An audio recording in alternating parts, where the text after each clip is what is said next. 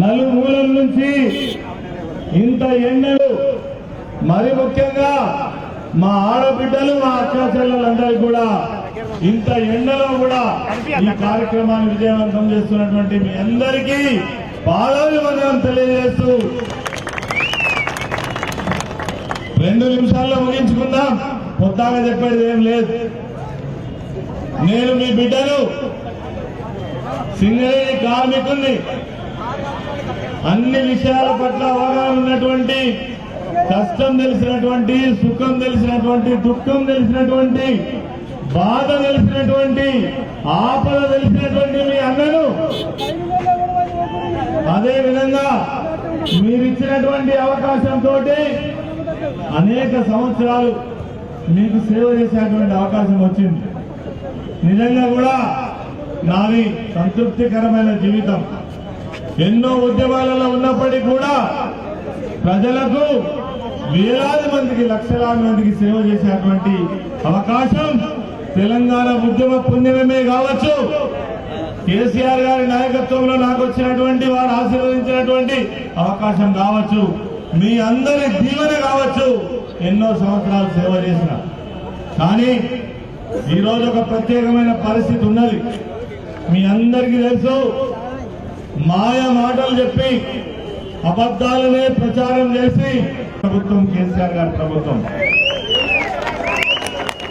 24 గంటల కరెంటు 60 ఏళ్లలో రాలే. కేసీఆర్ గారు వచ్చినాకనే 24 గంటల కరెంటు వచ్చింది. పేద ప్రజలకు పెన్షన్లు ఇవ్వడియలే. ఈ నిమిషానికి కూడా 2000 పెన్షన్ ఇచ్చే రాష్ట్రం దేశంలో లేదు.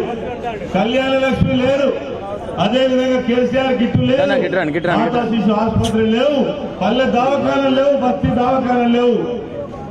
పల్లె ప్రగతి ద్వారా ఒక శ్మశాన వాటిక కట్టడానికి 60 ఏళ్లు ఆనాడున్న పరిపాలన పాలకులకు సరిపోలే. తెలంగాణ వచ్చినాక ఇవాళ ప్రతి గ్రామం సస్యశాలమైంది. అవునా కాదా? ఇవన్నీ ఉన్నలా ఉండద్దా?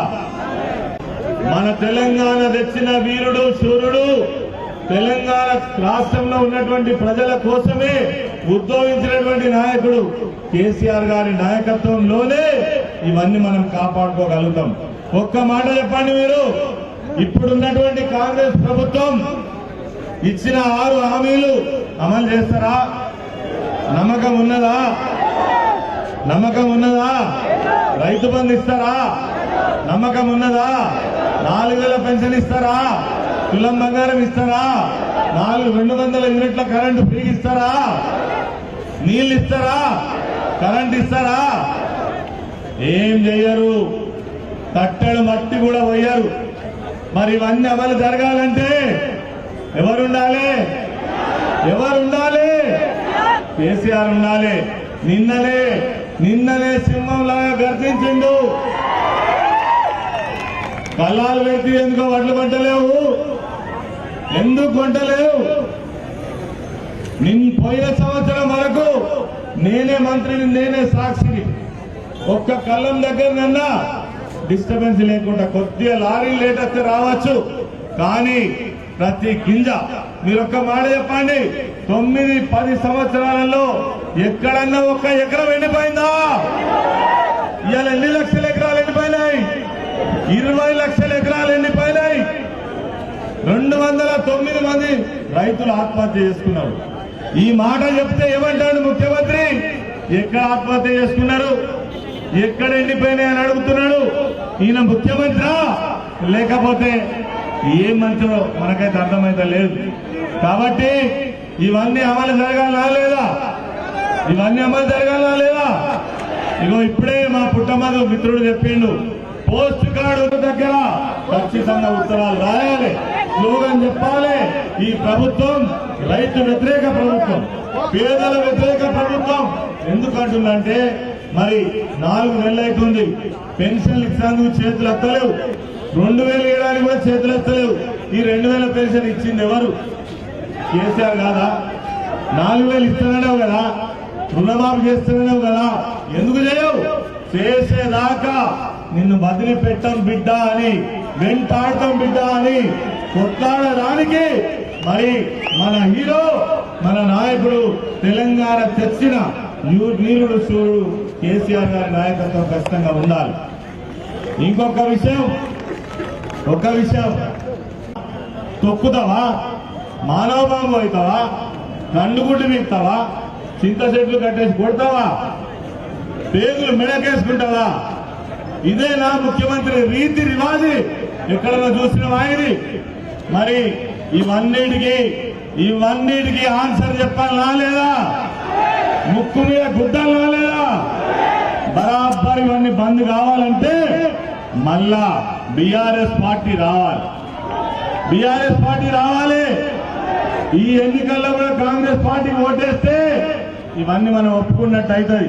మీరు కొట్టినా తిట్టినా మా మీద ఏం చేసినా మీరు ఒప్పుకున్న ఏ హామీ ఇవ్వకున్నా మేము కాంగ్రెస్ ఓటేస్తామనే పరిస్థితి వస్తుంది. రాష్ట్రం నాశనం అవుతుంది. ఇప్పటికే వీళ్ళు 5 ఏళ్ళు కనుక ఉంటే 10 సంవత్సరాలు వెనుకపోతాం. మన అభివృద్ధి ఎంత గొప్పగా జరిగింది మీకు తెలియదా? ఇక మా ధర్మాన మండలంలో సల్వాజ్ మాధవరావు సోషల్ మీడియాలో పనిచేస్తున్న మిత్రుడు ఏం తప్పు చేసిందా? నీళ్ళు వస్తలేవని సోషల్ మీడియాలో ఒక పోస్ట్ పెట్టింది. పెడతా బెదిరిస్తే పోయి పోలీస్ స్టేషన్ పోయి కంప్లైంట్ చేసిండు. కంప్లైంట్ చేస్తే ఆ పోలీస్ అయినా ఎస్ఐ ఏమంటాడంటే, జాగ్రత్త, నువ్వు బయటికి పోయేటోళ్ళకి నేను చంపేటట్టున్నారు అంటే నువ్వు వాళ్ళు వదులుకున్నారన్నట్టే కదా. బయటికి పోకముందే తుక్కు కొట్టిన వాళ్ళ మీద తన్నులు తినడం మీదనా? ఇగో ధర్మారం పోలీస్ స్టేషన్ లో తన్నులు తిన్నాయని ఆయన మీద కేసు పెట్టిండు, కొట్టిన వాళ్ళని వదిలిపెట్టిండు. ఇగో ఈ దౌర్జన్యాలను ఆపడం కోసం బీఆర్ఎస్ పార్టీ కావాలి.